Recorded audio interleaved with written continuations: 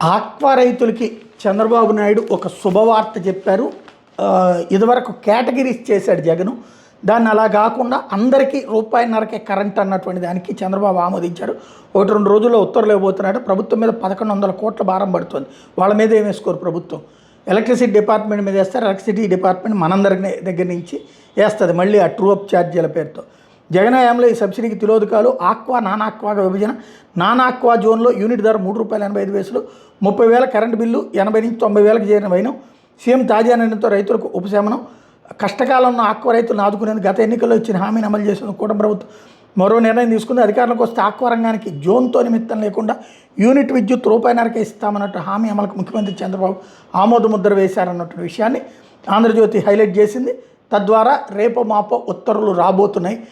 Aqua అందరికీ కూడా అంటే నాన్ ఆక్వా జోన్లో కూడా ఇస్తారట.